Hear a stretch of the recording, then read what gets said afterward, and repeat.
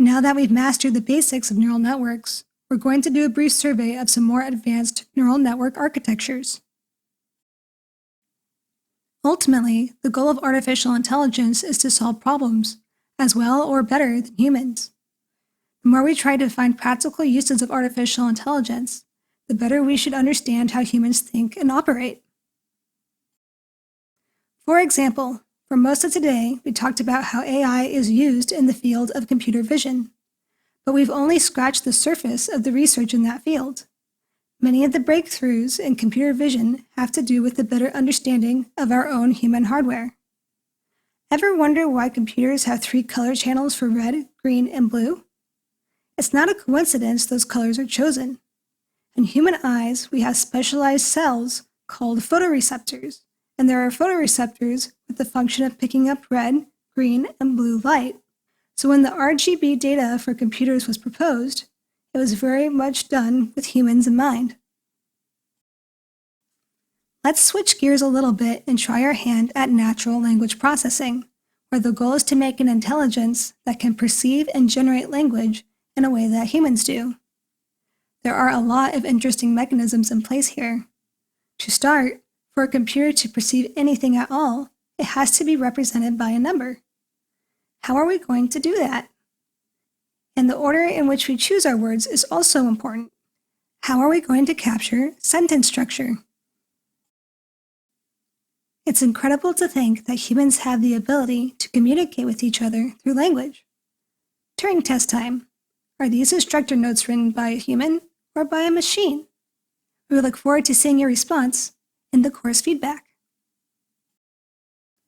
Just like with computer vision, we're only going to be able to scratch the surface of natural language processing.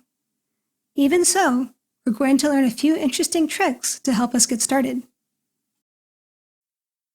Let's say we're going to make a tool to help with writer's block. Given a few words, we want our model to fill in the rest of the sentence. The first thing we need to figure out is how are we going to represent our words as numbers? When people were first approaching this problem, one solution they came up with was to make their own dictionary. We'll take every unique word and assign it a number. We'll call this list of words our dictionary. We could then run our sentence through our dictionary to get a number assigned to each word. A function that does this is called a tokenizer. We'll start simple and create a model that takes one word as an input and tries to predict the next word as an output. Given our dictionary, we might predict that the word that comes after dog would be ate or barked. How would we set up our model to do this? Even though we have assigned each word a number, it's still a categorical variable. To treat it as such, we'll assign each word to an input. From the computer's perspective, it will assign the input word a 1 and all other inputs 0. This is called one-hot encoding because we're giving one value a 1, the hot, and everything else is cold, the zeros. For the outputs, it will assign a percentage chance that the output will follow the input word. That works well if we have a small dictionary size, but what if we have millions of words? That would result in us having millions of weights. One trick to handle this situation is to make something called an embedding.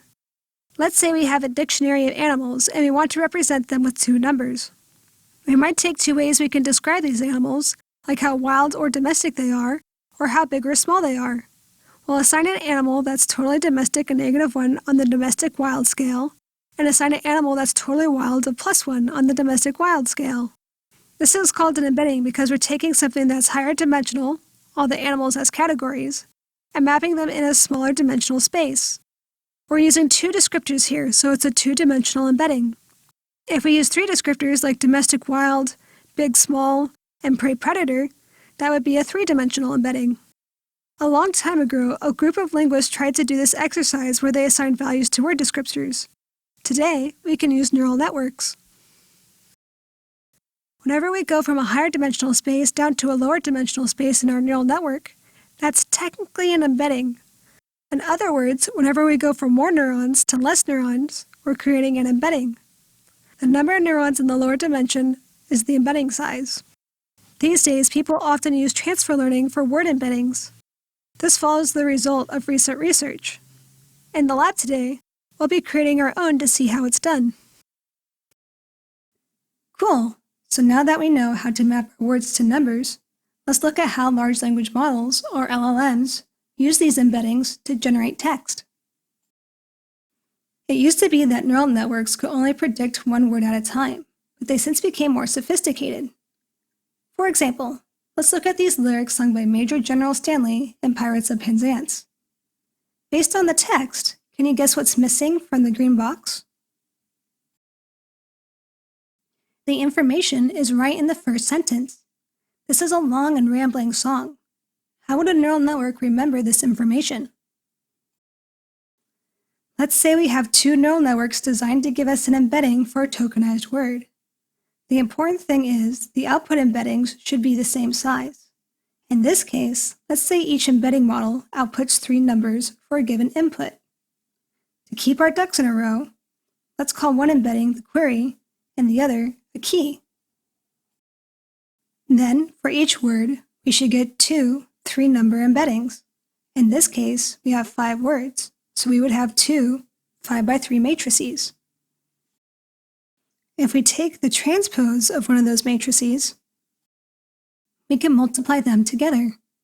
This is called the attention matrix because it represents how each word in our sequence is related to each other. An attention matrix might look something like this. The more a word influences another word, the higher their interaction value will be. 5x5 is an awkward shape to work with if we want to create another encoding based on this attention relationship. By multiplying everything together, we get what's called the attention score. We can use this attention score in a variety of natural language processing challenges. Large language models use the attention mechanism in a neural network architecture called a transformer. One of the first famous models to use this architecture is BERT, which stands for Bidirectional Encoder Representations from Transformers. We will use BERT in the lab to see how it uses embeddings and attention to predict sentences. BERT is not the only famous model to use attention. Llama 2 and GPT also use attention transformers. I've included links in the notes if you'd like to dive deeper into how it works. Okay, time for some fun. Good luck in the lab.